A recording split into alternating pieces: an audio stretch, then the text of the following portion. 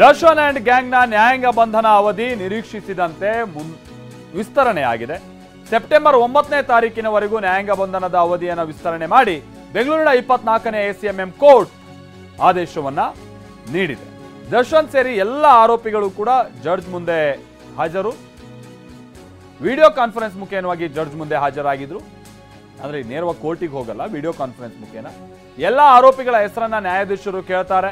ಸಾಮಾನ್ಯ ಖೈದಿಗಳಂತೆ ಸಹಜವಾಗಿ ನ್ಯಾಯಾಲಯ ಈ ಸಂದರ್ಭದಲ್ಲಿ ಟ್ರೀಟ್ ಮಾಡುತ್ತೆ. ಎಲ್ಲ ಆರೋಪಿಗಳು ದರ್ಶನ್ ಅವರ ಹೆಸರನ್ನು ಕೂಡ ಏನು ನಿಮ್ಮ ಹೆಸರು ಏನು ಎತ್ತ ಸೊ ಎಲ್ಲ ಕೇಳಿ ಸೊ ಆ ನಂತರದಲ್ಲಿ ಅವರ ನ್ಯಾಯಾಂಗ ಬಂಧನದ ಅವಧಿಯನ್ನು ಸದ್ಯ ವಿಸ್ತರಣೆ ಮಾಡಲಾಗಿದೆ ಅನ್ನುವಂಥದ್ದು ಗೊತ್ತಾಗ್ತಾ ಇದೆ.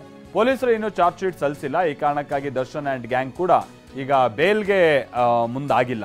So Pavithra Gowda ಇರೋದ್ರಲ್ಲಿ A1 accused 1 ಆಕೆ ಮಾತ್ರ ಈಗ ಆಲ್ರೆಡಿ ಬೇಲ್ಗೆ ಅಪ್ಲಿಕೇಶನ್ ಸಲ್ಲಿಸಿರುವಂಥದ್ದು. ನನ್ನ ತಂದೆಗೆ ಕ್ಯಾನ್ಸರ್ ಇದ್ದು ಆಸ್ಪತ್ರೆಗೆ ದಾಖಲಾಗಿದ್ದಾರೆ, ಹಾಗಾಗಿ ಬೇರೆ ಜೈಲಿಗೆ ಶಿಫ್ಟ್ ಮಾಡಬೇಡಿ, ವಕೀಲರ ಭೇಟಿಗೂ ಕೂಡ ನಮಗೆ ಅನುಮತಿಯನ್ನ ನೀಡ್ತಾ ಇಲ್ಲ ಅಂತ ಪ್ರದೋಷ್ ಆರೋಪಿಸ್ತಾರೆ. ಕಾನೂನಿನ ಪ್ರಕಾರ ಅಧಿಕಾರಿಗಳು ಕ್ರಮವನ್ನ ತೆಗೆದುಕೊಳ್ತಾರೆ.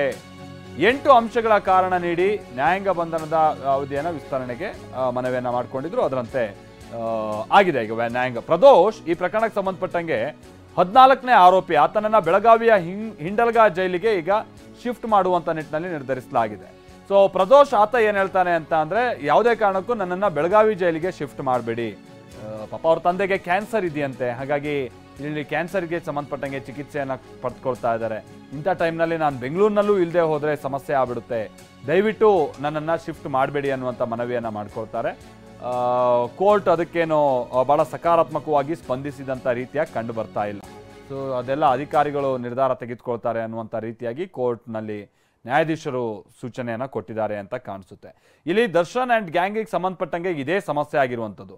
ಈಗ ದರ್ಶನ್ನು, ಆಮೇಲೆ ಈ ಸ್ಟೋನಿ ಬ್ರೂಕ್ಸಿಗೆ ಸಂಬಂಧಪಟ್ಟಂಗಿನ ಓನರ್ ಯಾರು ವಿನಯ್, ಈ ಪ್ರದೋಷ್, ಇವ್ರ ಹತ್ರ ಆಮೇಲೆ ಒಬ್ಬರು MLA ಅಕ್ಕನ ಮಗ ಕೂಡ ಇದ್ದಾರೆ.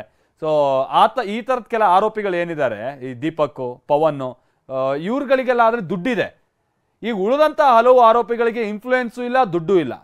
ಅವ್ರೀಗ ದರ್ಶನ್ನ ನಂಬ್ಕೊಂಡು ಹೋಗಿ ಈ ಥರದ್ದೆಲ್ಲ ಕೃತ್ಯ ಮಾಡಿ ಈಗ ಜೈಲಲ್ಲಿ ನಮಗೆ ನೆಕ್ಸ್ಟ್ ಬೇಲ್ ಹೆಂಗೆ ಗೊತ್ತಿಲ್ಲ. ಇವ್ರುಗಳು ಬಿರಿಯಾನಿ ತಿಂದು ಅವ್ರುಗಳಿಗೆ ಅದೇನು ಕೊಟ್ಟಿದ್ದಾರೋ ಅಂತ ಗೊತ್ತಿಲ್ಲ. ಅಂದರೆ ಆ ಮಟ್ಟಿಗೆ ಅವರು ಸಮಸ್ಯೆಯಲ್ಲಿದ್ದಾರೆ. ಅವ್ರ ಕುಟುಂಬಸ್ಥರು ಪಾಪ ನಿನ್ನೆ ಭಾಳಷ್ಟು ಮಂದಿ ಹೇಳ್ತಾ ಇದ್ರು, ನಮಗೆ ಭಾಳ ಸಮಸ್ಯೆ ಇದೆ, ನಮಗೆ ದರ್ಶನ್ ಏನೋ ದುಡ್ಡಿರೋರು, ಅವ್ರು ಹೆಂಗೋ ಬಂದುಬಿಡ್ತಾರೆ, ನಮ್ಮ ಕತೆ ಏನು, ನಾವು ನಮ್ಮ ಮಕ್ಕಳನ್ನ ಹೇಗೆ ರಕ್ಷಿಸ್ಕೊಳ್ಳೋದು, ಈ ಥರ ಆದಂಥದ್ದು ಕೆಲವೊಂದು ಪಾಪ ಭಾಳ ಬೇಸರ ಆಗ್ತಿತ್ತು ಅವ್ರು ನೋಡಿ. ಸೊ ಅದಕ್ಕೆ ಹೇಳೋದು, ಈ ಫ್ಯಾನ್ಸು ಡಿ ಬಾಸ್ ಅಂದ್ಕೊಳ್ಳೋದು, ದರ್ಶನೇ ಇರಲಿ ಯಾರೇ ಇರಲಿ, ನಮ್ಮ ಬಾಸು ಅಂದ್ಕೊಳ್ಳೋದು, ಯಾರಿಗೋ ಹೊಡೆಯೋದು, ಯಾರಿಗೋ ನಿಮ್ಮ ಬಾಸು ಬರೋಲ್ಲ, ನಿಮ್ಗೆ ಯಾರು ನಮ್ಮ ದೇವರು ಅಂದ್ಕೊಂಡು ನೋಡ್ತಿರ್ತೀರಲ್ಲ, ಯಾರೂ ಬರೋಲ್ಲ ನಿಮ್ಮ ಕಷ್ಟನ. ಜೈಲಲ್ಲಿದ್ದಂಥ ಸಂದರ್ಭದಲ್ಲೇ ಅವ್ರಿಗೆ ಯಾರಿಗೂ ಅನುಕೂಲಕ್ಕೆ ಬರ್ತಾ ಇಲ್ಲ ಅಂತಾರೆ, ಇನ್ನು ಹೊರಗಡೆ ಫ್ಯಾನ್ಸಿನ ಕತೆ ಏನು. ಹಾಗಾಗಿ ಭ್ರಮೆಯಿಂದ ಹೊರಗೆ ಬರಬೇಕು. ಪ್ರಜ್ವಲ್ ನಮ್ಗೆ ಇದಕ್ಕೆ ಸಂಬಂಧಪಟ್ಟಂಗೆ ಮತ್ತಷ್ಟು ಡೀಟೇಲ್ಸ್ ಅನ್ನ ಕೊಡ್ತಾರೆ. ಪ್ರಜ್ವಲ್, ಇವತ್ತು ಕೋರ್ಟ್ನಲ್ಲಿ ಏನೇನು ವಿಚಾರ ಉಲ್ಲೇಖ ಆಗಿದೆ? ಯಾಕಂತಾದ್ರೆ ವಿಡಿಯೋ ಕಾನ್ಫರೆನ್ಸ್ ಮುಖೇನವಾಗಿ ಇವರನ್ನ ವಿಚಾರಣೆ ಅಲ್ಲಿ ಹೋದಂಥ ಸಂದರ್ಭದಲ್ಲಿ ಬಹುಶಃ ಒಬ್ರು ರಿಕ್ವೆಸ್ಟ್ ಮಾಡ್ಕೊಂಡ್ರು, ನನ್ನನ್ನು ದಯವಿಟ್ಟು ಬೆಳಗಾವಿಗೆ ಕಳಿಸ್ಬೇಡಿ ಅನ್ನುವಂಥದ್ದು ಅಂತೆಲ್ಲ ನಾವು ಕೇಳ್ಪಟ್ವಿ. ಏನೇನಾಗಿದೆ ಪ್ರಜ್ವಲ್? ಮಲ್ತೇಶ್, ಇವತ್ತಿಗೆ ಅವರ ಏನು ನ್ಯಾಯಾಂಗ ಬಂಧನದ ಅವಧಿ ಮುಕ್ತಾಯಗೊಂಡಿತ್ತು. ಅದರಂತೆ ಇವತ್ತು ಮತ್ತೆ 24ನೇ ಎಸಿಎಂಎಂ ನ್ಯಾಯಾಲಯದ ನ್ಯಾಯಾಧೀಶರ ಮುಂದೆ ಅವ್ರನ್ನ ಎಲ್ಲರನ್ನೂ ಹಾಜರುಪಡಿಸಲಾಗಿತ್ತು. ನ್ಯಾಯಾಧೀಶರು ಸಹಿತ ಹೊಸದಾಗಿ ಅಲ್ಲಿಗೆ ಪೋಸ್ಟಿಂಗ್ ಆಗಿದ್ರು. ಹೀಗಾಗಿ ಎಲ್ಲಾ ಆರೋಪಿಗಳ ಹಾಜರಾತಿಯನ್ನ ಸಂಪೂರ್ಣವಾಗಿ ಯಾರ್ಯಾರು ಅನ್ನೋದು ಐಡೆಂಟಿಟಿ ಮಾಡಿಸಿ ಅವರ ಕೈಲಿ ಹಾಜರಾತಿಯನ್ನ ಪಡ್ಕೊಂಡ್ರು. ಅದಾದ್ಮೇಲೆ 9/9/2024 ತನಕ ಎಲ್ಲಾ ಆರೋಪಿಗಳ ನ್ಯಾಯಾಂಗ ಬಂಧನ ಅವಧಿಯನ್ನ ವಿಸ್ತರಣೆಯನ್ನು ಸಹಿತ ಮಾಡಿದ್ರು. ಈ ಸಂದರ್ಭದಲ್ಲಿ ಪ್ರದೋಷ್ ಅಂತ ಹೇಳಿ ಇರುವಂತ ಆರೋಪಿತ ತನ್ನನ್ನ ಬೇರೆ ಕಡೆ ಜೈಲಿಗೆ ಶಿಫ್ಟ್ ಮಾಡ್ಲಿಕ್ಕೆ ಆದೇಶ ಆಗಿದೆ. ಆದ್ರೆ ತನ್ನ ತಂದೆಗೆ ಹುಷಾರಿಲ್ಲ, ಕ್ಯಾನ್ಸರ್ ಇದೆ, ದಯಮಾಡಿ ನನ್ನ ಶಿಫ್ಟ್ ಮಾಡ್ಬೇಡಿ ಅನ್ನೋ ರೀತಿಯಲ್ಲಿ ಮನವಿಯನ್ನ ಮಾಡಿದ್ರು. ಮತ್ತೆ ಲಾಯರ್ನಾಗ್ಲಿ ಬೇರೆ ಯಾರನ್ನೂ ಭೇಟಿ ಮಾಡ್ಲಿಕ್ಕೆ ಅವಕಾಶ ಕೊಡ್ತಿಲ್ಲ ಅನ್ನೋದನ್ನ ನ್ಯಾಯಾಧೀಶರ ಗಮನಕ್ಕೆ ತರೋ ಪ್ರಯತ್ನವನ್ನ ಮಾಡಿದ್ರು. ಅದು ನ್ಯಾಯಾಧೀಶರು ಹೇಳಿದೇನಂದ್ರೆ, ಕಾನೂನಿನ ಪ್ರಕಾರ, ಮ್ಯಾನ್ಯುವಲ್ ಪ್ರಕಾರ ಏನಿದೆ ಆ ಕ್ರಮವನ್ನ ಕೈಗೊಳ್ಳಿ ಅಂತ ಅಧಿಕಾರಿಗಳಿಗೆ ಹೇಳಿದ್ರು. ಅಧಿಕಾರಿಗಳಿಗೆ ಹೊಸದಾಗಿ 3 ಕೇಸ್ ದಾಖಲಾಗಿರೋದ್ರಿಂದ ಯಾರನ್ನು ಹೊರಗಡೆ ಅಥವಾ ವಿಚಾರಣೆ ನಡೀತಿರೋದ್ರಿಂದ ಹೊರಗಡೆಯವ್ರನ್ನ ಭೇಟಿ ಮಾಡ್ಲಿಕ್ಕೆ ಅವಕಾಶ ಮಾಡ್ಕೊಡಕ್ ಆಗ್ತಿಲ್ಲ, ಮುಂದೆ ಮ್ಯಾನ್ಯುವಲ್ ಪ್ರಕಾರ ಮಾಡ್ಕೊಡ್ತೀವಿ ಅಂತ ಹೇಳಿ ಒಂದು ಮನವಿಯನ್ನ ಮಾಡಿದ್ರು. ಅದ್ ಬಿಟ್ರೆ ಇವರೆಲ್ಲಾ ಆರೋಪಿಗಳಿಗೂ 14 ದಿನಗಳ ಕಾಲ ನ್ಯಾಯಾಂಗ ಬಂಧನ ವಿಸ್ತರಣೆ ಆಗಿದೆ. ಮತ್ತೆ ನಿನ್ನೆ ನ್ಯಾಯಾಲಯ ಇವರೆಲ್ಲರನ್ನೂ ಬೇರೆ ಬೇರೆ ಜೈಲುಗಳಿಗೆ ಶಿಫ್ಟ್ ಮಾಡ್ಲಿಕ್ಕೆ ಏನ್ ಆದೇಶವನ್ನ ಮಾಡಿತ್ತು ಅದರ ಮುಂದುವರೆದ ಭಾಗವಾಗಿ ಇವತ್ತು ಈಗ 3 ಪ್ರಕರಣಗಳಿಗೆ ಸಂಬಂಧಪಟ್ಟಂತೆ ತನಿಖೆ ನಡೀತದೆ. ನಿನ್ನೆ ಸಂಜೆ 6 ಗಂಟೆಗೆ ಪೊಲೀಸರಿಗೆ ಜೈಲು ಒಳಗೆ ಹೋಗಿ ಇನ್ವೆಸ್ಟಿಗೇಷನ್ ಮಾಡ್ಲಿಕ್ಕೆ ಆರ್ಡರ್ ಸಿಕ್ಕಿತ್ತು. ಹೀಗಾಗಿ ನಿನ್ನೆ ಸಂಜೆ 6 ಗಂಟೆಯಿಂದ ರಾತ್ರಿ ಒಂದು 10-11 ಗಂಟೆ ತನಕ ಅಧಿಕಾರಿಗಳು ಜೈಲೊಳಗಿದ್ರು. ಈಗಲೂ ಸಹಿತ ಜೈಲೊಳಗೆ ಇಟ್ಕೊಂಡು ವಿಚಾರಣೆಯನ್ನ ಮಾಡುವಂತ ಕೆಲಸ ಆಗ್ತದೆ.